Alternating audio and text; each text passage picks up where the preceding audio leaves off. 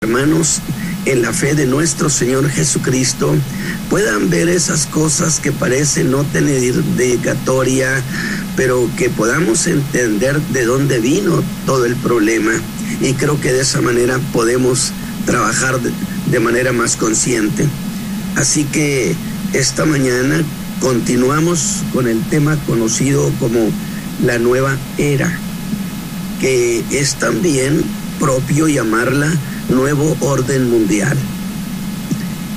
¿Por qué razón? Porque esa corriente pretende establecer, según dicen ellos, una nueva espiritualidad. Y por supuesto que en el nuevo orden mundial, que la Escritura reconoce como el gobierno del anticristo, implica una nueva espiritualidad, implica la adoración a ese hombre que la Biblia lo llama el hombre de pecado.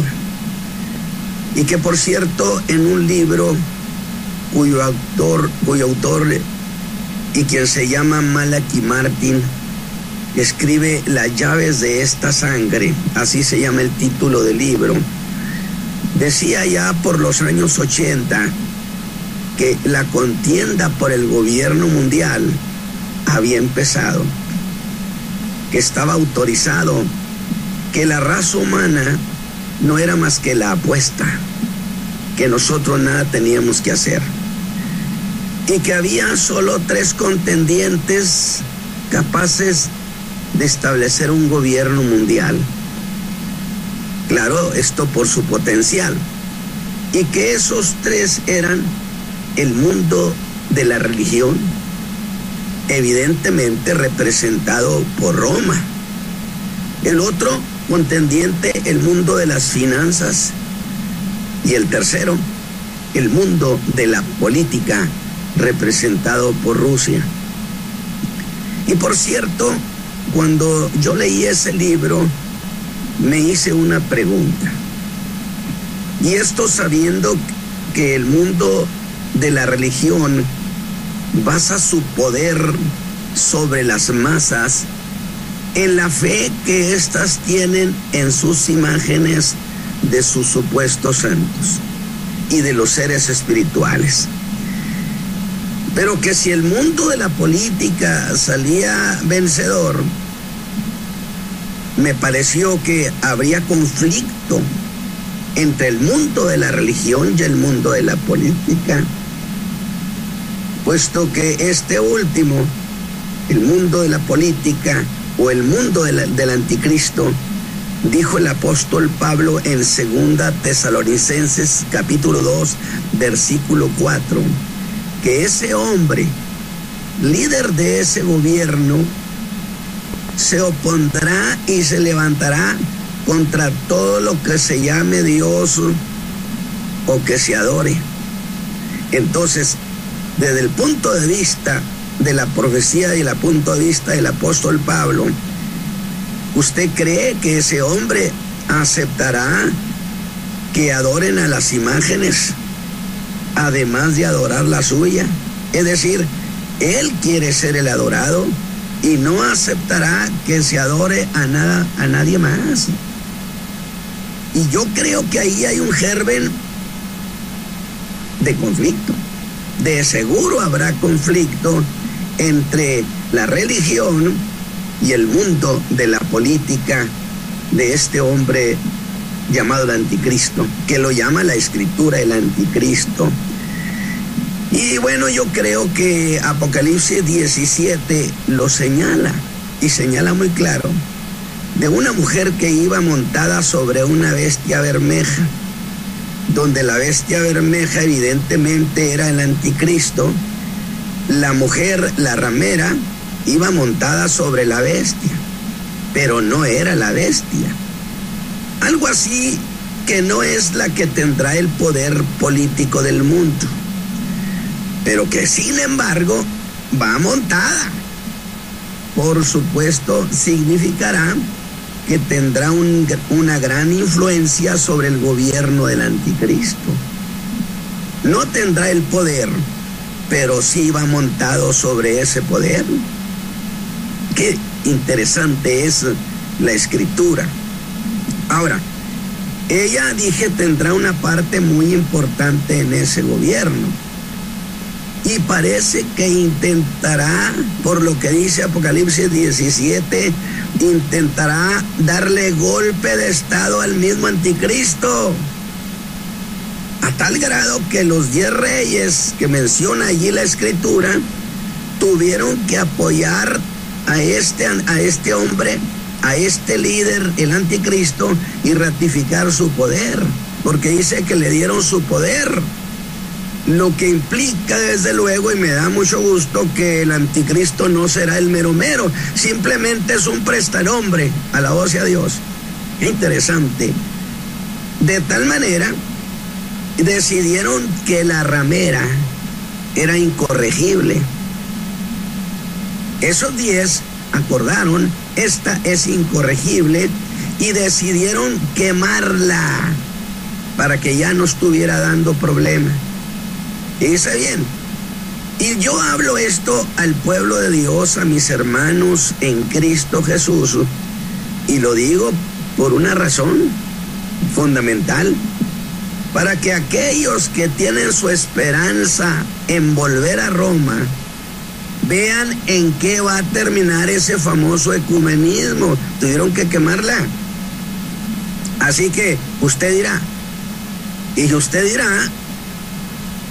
y contestará a Kenneth Copeland, que invitó al pueblo de Dios, ya, bueno, Tony Palmer ya es difunto, pero que promovieron el acercamiento de la iglesia evangélica cristiana a Roma. Bueno, ahí les tengo esa idea nada más para que vean en qué termina esta, en ser incendiada por incorregible. Pero, escúcheme, perdón mis hermanos por esta digresión, y déjeme volver entonces a esto que es la nueva era. Pero en realidad es que lo que está pasando en la nueva era. Y diré que para entender lo que es la nueva era, hasta aquí yo he puesto 2 puntos de referencia significativa. El primer punto de referencia lo puse en la isla de Capri, la isla del macho cabrío, que históricamente ha sido vista y entendida como un centro, como un punto ocultista. Para nosotros le llamaríamos catedral del satanismo en la tierra. Está allá por Italia, donde está la bota. Y dije que allá por el año de 1900, allí hubo una reunión en la que estuvieron Lenin, Stalin, Máximo Gorki, Nietzsche, quien por cierto murió ese año de 1900, y el señor Aleister Crowley. Ahora, todos ellos asociados con las redes del ocultismo y algunos hasta con el satanismo. Y allí produjeron 2 dogmas. Por lo tanto, cuando yo hablo de las redes y las venas comunistas, no dejo de hablar de la nueva era, porque allí esos señores, entre ellos Stalin y Lenin, junto con los demás, sacaron esos 2 dogmas, el bolchevique y el de nuevo amanecer. Ellos tienen la paternidad. Por eso, incluso en las revistas novaerianas, a Stalin lo consideran como un hombre de la nueva era. ¿Por qué? Porque ellos fueron los que generaron allí, en la isla de Capri, estas 2 cosas. El dogma de nuevo amanecer, que implicaba transportar o traer todo el orientalismo y meterlo en la cultura occidental cristiana para filtrarla. Y esto ya está completamente saturado en América, la cultura oriental que se metió hasta los huesos en nuestra gente. Entonces nadie puede negar que ese es un hecho histórico. Y el otro, el dogma bolchevique, que propiamente es el comunismo, los 2 buscaban la misma cosa, erradicar el cristianismo como una cultura. Así que, estando allí en esto de la isla de Capri, con el dogma bolchevique y el de no amanecer. Los dos tenían la misma consigna, por lo que sería a la manera de una subversión cultural. Es decir, agredir, cambiar, filtrar, modificar la forma de pensar de Occidente, que era un pensamiento nacido del judeocristianismo. El otro punto de referencia lo pusimos en Frankfurt, Alemania, en el Instituto de Investigaciones Sociales. Y llegamos hasta allí. ¿Cómo llegamos hasta allí? Si veníamos de Capri el año 1900 y acá en Frankfurt, Alemania, 1922. Bueno, lo hicimos siguiendo la ruta de esa arteria comunista, por lo que las gentes que estaban en Frankfurt, Alemania, invariablemente todos eran comunistas. Y precisamente entre los que andaban en todo eso, aunque no participaron aquí, Carl Jung se separó del nazismo cuando el nazismo se hizo antisoviético. Esto le da una idea de esa vena de la que estamos hablando, de la vena del comunismo. Que llegamos a Frankfurt, Alemania, y encontramos, por supuesto, a esas mismas redes allí filtradas. ¿Por qué es importante Frankfurt, Alemania? Porque todo lo que sucedió en nuestro continente a partir de los años 60 fueron consignas que ellos prepararon e hicieron llegar a América. Digo, qué casualidad que en todos los países al mismo tiempo se dieron las rebeliones juveniles. Digo, parecería un imposible, una casualidad extraordinaria. Pero yo dije, por eso el comunismo puede ser calificado como nueva era. Ahora, los 5 personajes de los que hablo elaboraron en el Instituto de Investigación Social de la Universidad de Frankfurt, Alemania. Ellos hicieron la llamada teoría de la personalidad autoritaria, que es aquí donde empezamos a dirigirnos hacia los años 50, 60 y hasta el día de hoy. Para que no piense nadie que esta vena comunista se acabó cuando la Unión Soviética se desintegró. Definitivamente está fuertísima en el medio académico. Definitivamente. Y estoy diciendo esto porque nuestros hijos pasan por la universidad, pasan por las escuelas y allí son contactados. Y es allí donde aprenden aquellas ideas revolucionarias que habla la teoría de la personalidad autoritaria. Ahora, déjeme decirle, fueron 5 personajes. George Lukács, lo dije, líder del Partido Comunista Húngaro y que pertenecía al liderazgo de la Internacional Socialista. Nada tiene que ver, dije, con gente de acá de Hollywood, nada que ver. Estaba también Max Horkheimer, Herbert Marcuse, Teodoro Adorno y Erich Fromm. Que por cierto, este último lo tuvimos en México desde el año 1950 hasta 1975 y además dando cátedra en la Universidad Autónoma de México. Le tocó vivir en esos días cuando la rebelión del 68, cuando la matanza del 68 en la Plaza de las Tres Culturas.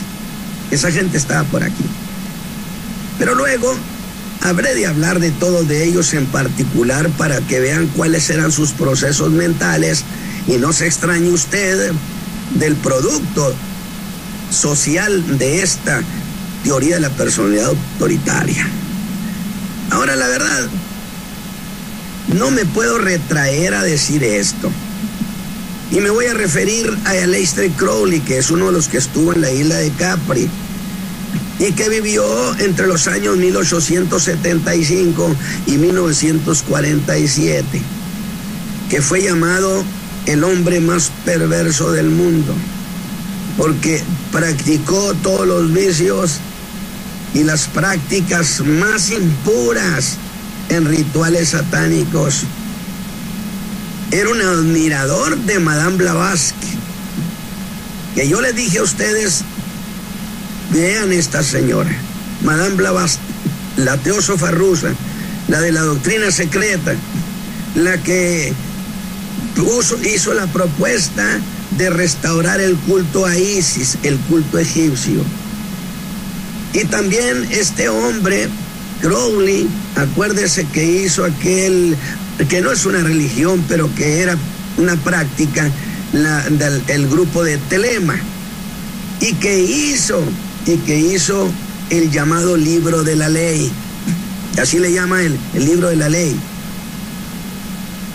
Y el corazón de ese llamado libro de la ley era este, a ver qué le parece, haz lo que quieras.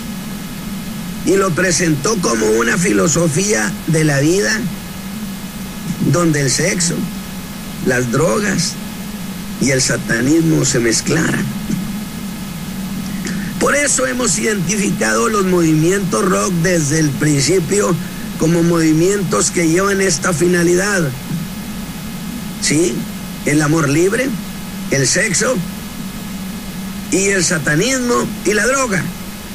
Porque hoy tenemos un satanismo de masas que nadie lo puede negar.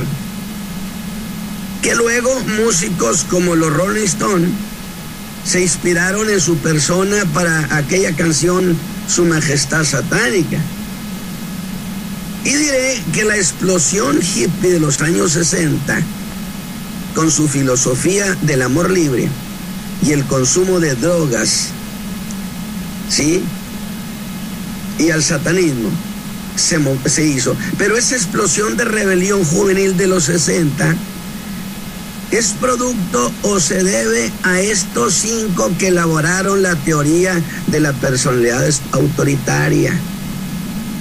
Y escuche bien, decían que Dios era autoritario, que la Biblia era autoritaria, y allí escondido en esa declaración que la Biblia era autoritaria iba el golpe contra la doctrina o lo doctrinario. Luego, en esos escritos, la familia también fue puesta bajo ataque, porque afirmaba que la familia que era guiada por lo que la Biblia decía era la raíz del autoritarismo, y que la familia era el primer caso de fascismo. Usted sabe, padres autoritarios, ha oído de eso. Pero la iglesia y el Estado también fueron señalados como teniendo el mismo mal del autoritarismo. Desde luego que vamos a una cuestión. Esas tesis que estos hombres elaboraron pudieron haberse quedado allí para meros seminarios entre mismos. Pero ese no era el proyecto, eso no era el propósito. El propósito era precisamente traer todo eso a Occidente, filtrar a Occidente, de tal manera para que esto se hiciera un concepto generalizado en todo el continente americano, en todo el continente occidental. Y eso era como un proyecto perverso de estas redes comunistas. Ahora, vamos a una cuestión. Yo dije, pudieron haberse quedado allá. Sin embargo, sin duda teniendo padrinos muy poderosos, este estudio del autoritarismo lo convirtieron en materia académica, en materia universitaria. Entonces ya usted empieza a visualizar que ya no era tan inofensivo, porque si esa tesis la iban a trasladar a las universidades, todos aquellos que entraran a la universidad iban a ser entonces permeado su pensamiento con estas tesis y que iba a producir resultados. Entonces, observe ese detalle, el proyecto de hacerlo materia universitaria. Y así es como llegó a las universidades, no solo de Estados Unidos, sino de toda América, desde preparatoria hasta la universidad. Esto lo mencioné en mis 13 participaciones, pero como parte de nuestros hermanos del auditorio no escucharon esto, debo reincidir, debo repetirlo, pero aquí hago un alto. No, espéreme, antes de entrar a las universidades, yo quiero hacer un alto y le pido que voltee a ver para otro lado. Usted me dirá para dónde, hermano. Vamos a ver a las juventudes de los 50 y 60. Pero vamos a irnos un poquito más atrás, al momento de la Segunda Guerra Mundial. Los hombres se tuvieron que ir al campo de batalla y las mujeres se fueron a las fábricas y los hijos se quedaron solos, se vieron sin padres. Y nació en ellos un sentimiento de abandono, de reproche, de inconformidad, definitivamente, por ese abandono de los padres. Yo no estoy, desde luego, diciendo que no debieron hacerlo. Estoy diciendo las condiciones que hubo con esa guerra.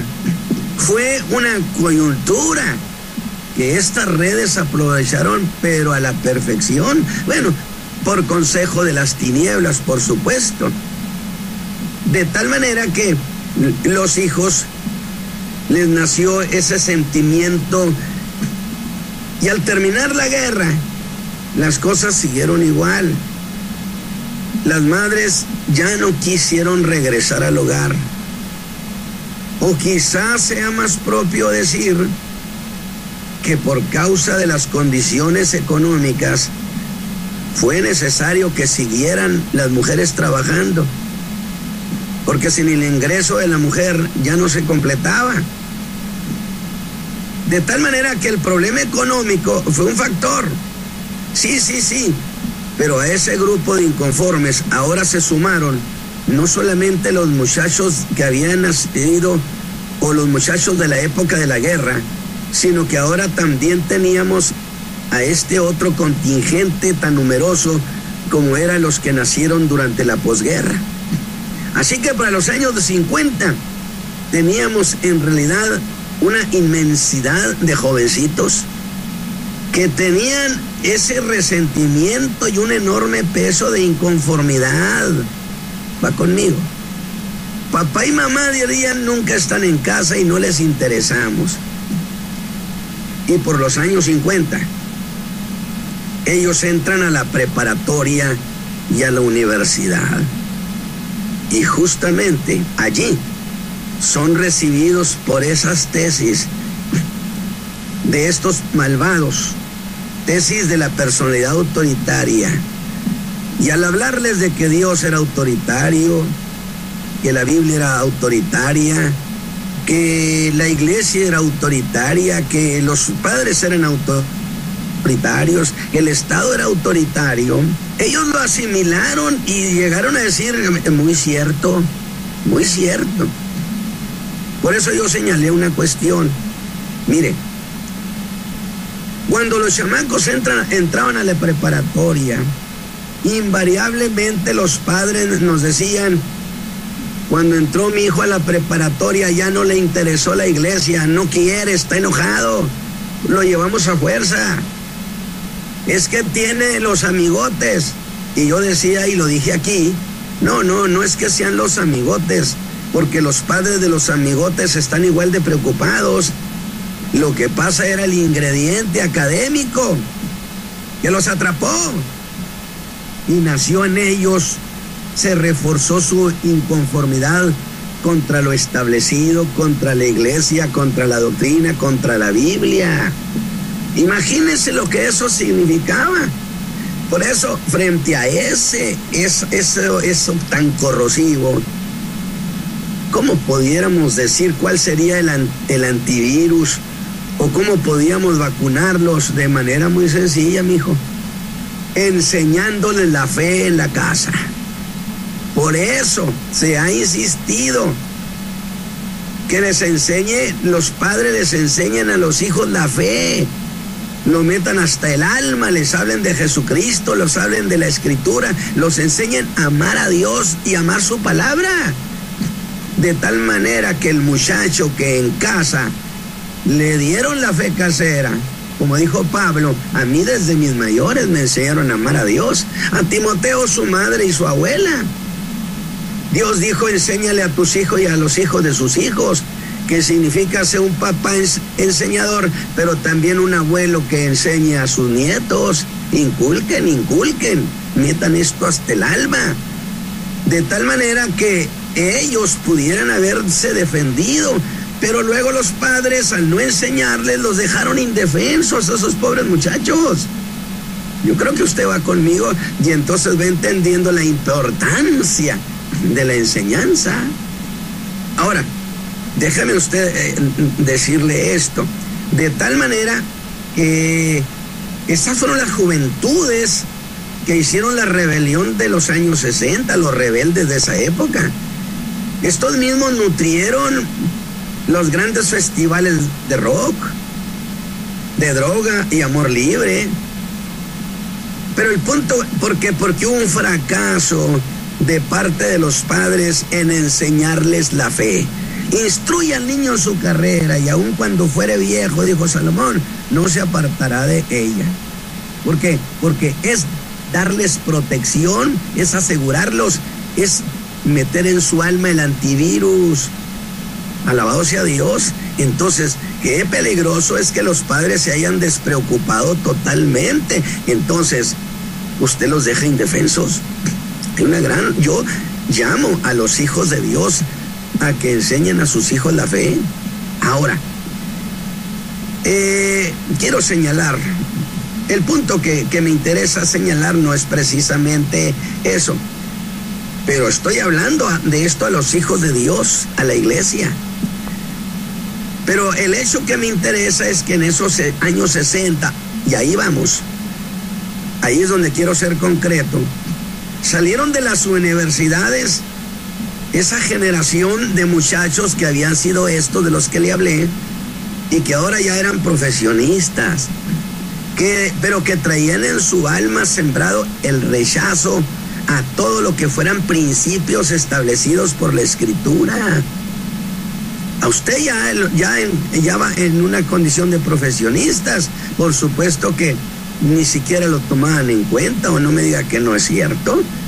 Ahora, precisamente aquí es donde yo quiero hacer un señalamiento. El problema es que preguntamos por qué se desplomó todo. En los años 60, finales de los 60, empezaron a salir, pues yo diría, las primeras camadas de profesionistas. Y me refiero de primeras camadas profesionistas en relación a cuando llegó a esa juventud de la posguerra. Pero esto ya llevaban en el alma esto. Y entonces resulta que muchos de estos, son los pastores contemporáneos. Muchos de estos empezaron por los años 70 a pastorear iglesias. Y como ellos traían metido en que lo doctrinario era normativo, era una tiranía, entonces le soltaron, ahora sí que relajaron la disciplina de la iglesia y le hicieron saber a la gente y a los creyentes que tener esa disciplina había sido una maldad de los viejos pastores, de los viejos predicadores. De tal manera que se relajó la disciplina y la moral de la gente de la iglesia. Y entonces En esos años, justamente, particularmente, yo digo, se dio la secularización del ministerio, porque usted ya no escucha que alguien diga que el Señor lo llamó al ministerio. Nosotros somos una generación que todavía decimos eso. Y esto, precisamente en los años 80, se promovió que la doctrina ya no era necesaria. Mire, eso no hubiera sucedido que alguien hubiera aceptado que se abandonara la disciplina con pastores de los años 70 para atrás. No, ni de chiste. Pero como esta nueva generación pastoral traía esas ideas en el alma, entonces cuando se corre la versión de que la doctrina ya no es necesaria, estos pastores avalaron esa versión. Muchos de ellos eran líderes evangélicos ya. Sí, pero yo le dije, ellos tendrán que responder a Dios por haber cometido esa infamia contra el cuerpo de Cristo. ¿Por qué? Porque a partir de los años 80 se abandonó la enseñanza de la doctrina, se abandonó la escuela dominical, se dijo que no era ya necesario hacer las cosas así, y dejaron a la iglesia indefensa e ignorante de la fe, y por consecuencia todas esas corrientes del nuevo pensamiento que entraron a través de los predicadores, los grandes evangelistas, que cometieron el error de convertirse en maestros, cuando que la Escritura enseña que no es lo mismo. Así que, sintiéndose evangelistas poderosos y milagreros, se sintieron con el derecho de tutelar a la iglesia, y entonces trajeron sus supuestas revelaciones y dijeron cosas contra la misma doctrina, y que fueron imparables. ¿Por qué? Porque la iglesia no sabía con qué defenderse. Lo dije eso también.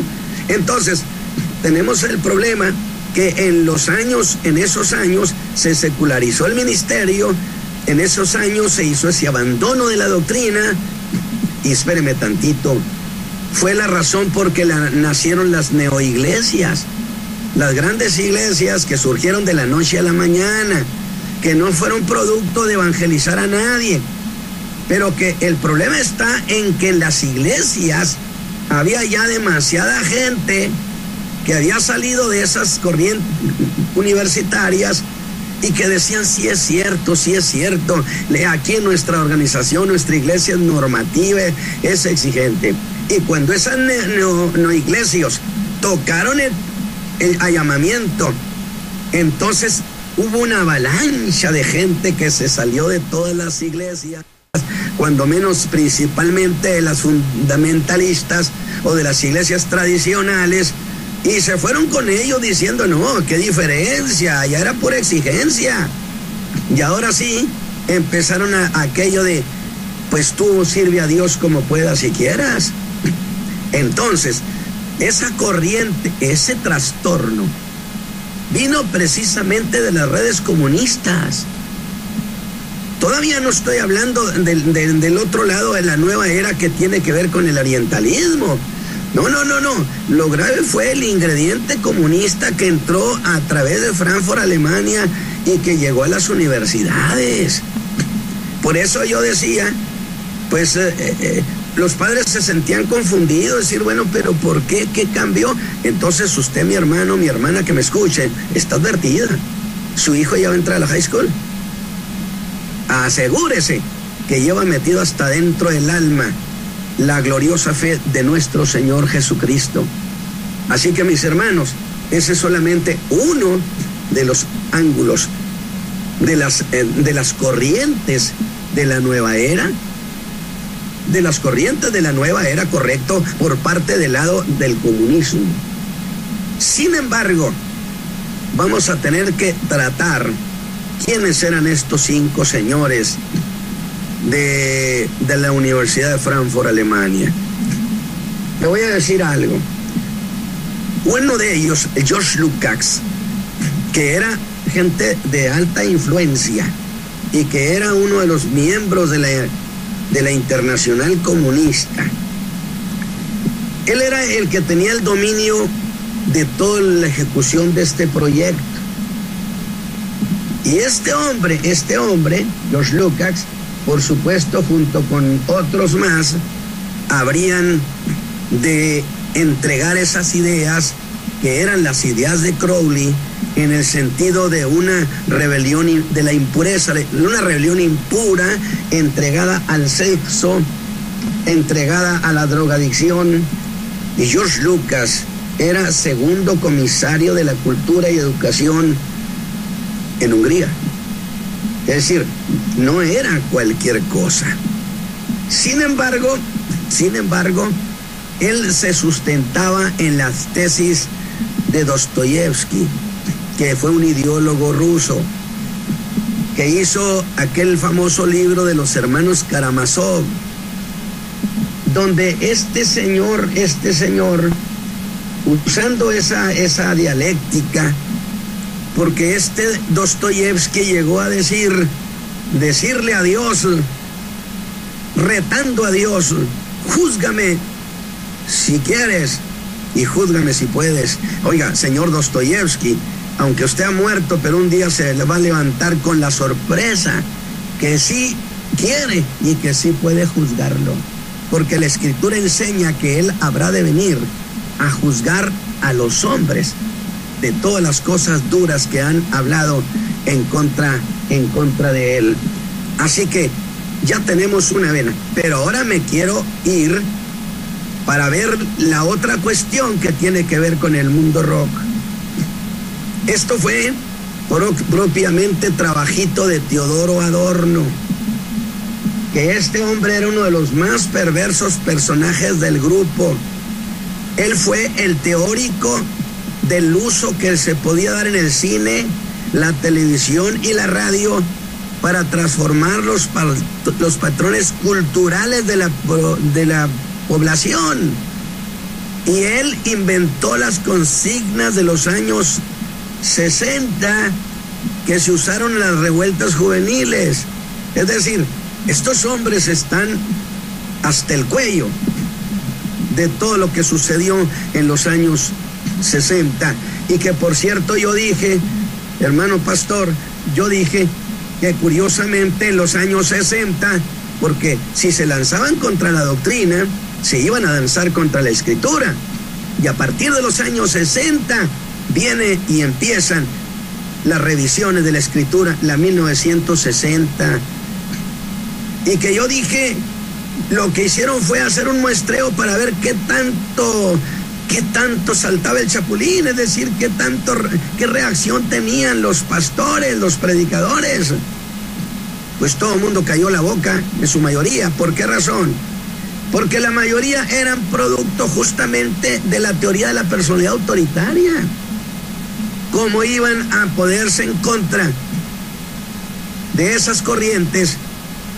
Y no defendieron la Escritura y entregaron, por otro lado, tomaron la versión de dos satánicos confesos como eran Westcott y Hort, y que cuando usted lee cualquier comentario, vaya un diccionario bíblico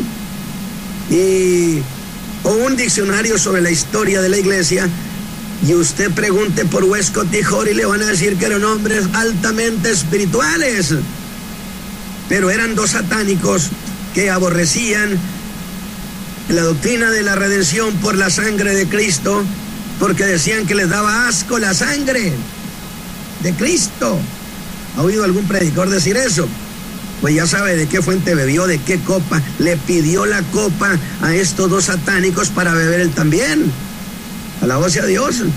Entonces, Iglesia de Jesucristo, sí estamos viviendo tiempos difíciles. Y modificaron la Escritura. Y a mí me admira, y lo dije, la rabia que se ve en los ojos de algunos predicadores y enseñadores cuando hablamos en favor de la Reina Valera. Que yo tuve que preguntar un día, bueno, pues ¿qué daño te ha hecho la Reina Valera? ¿En qué te perjudicó? Al contrario, por 400 años llevó a millones de gentes a Cristo. Por 400 años los consoló, estuvo con ellos en toda su ruta de la vida y lo llevó hasta la tumba con victoria. Es decir, ya la Biblia esa ya probó su fidelidad. Pero el problema es, todo esto es parte de esa agresión. Porque si la Biblia es un libro autoritario, pues vamos haciéndolo garras, vamos haciéndolo, atomizándolo, y ponas 10 Biblias, 15 versiones, 30 versiones, hasta que ya no exista. ¿Entendió conmigo eso? Por eso estoy diciendo, vea de dónde vino el golpe. Vino de las redes de Frankfurt, Alemania, que su tesis del autoritarismo entró a través de las universidades, y entonces ahí tenemos el gran problema. De tal manera que yo le ruego que volvamos a la fe, que volvamos a la doctrina de los apóstoles. Bien dijo Juan, que cualquiera que dijera algo distinto de lo que ellos enseñaban, no tenían comunión con ellos, ni tenían comunión con el Padre.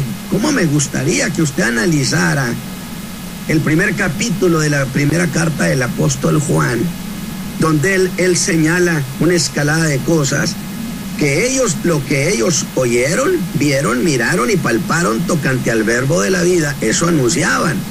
Que ahorita que estoy diciendo esto, aquellos que están principalmente en las cosas del movimiento de fe, es propiamente trascendentalismo, habrían de decir, pero si es que los sentidos no sirven para entender a Dios, óigame, discúlpeme, dígale a Juan que quite el capítulo 1 de la primera de Juan, dígaselo. ¿Por qué? Porque él dice lo que oímos, lo que vimos, lo que miramos y lo que palpamos. La información que recibieron de los sentidos, que claro, le escalaron a una información a nivel espiritual, pero no es menospreciable. Y dice ellos, y como yo decía, lo digo yo, lo que dice Pedro lo dice Juan acerca de Cristo, y lo que dice Santiago lo dicen los demás, nació comunión entre nosotros. Primero que nada, comunión entre nosotros. No se puede tener comunión si no se tiene una fe común.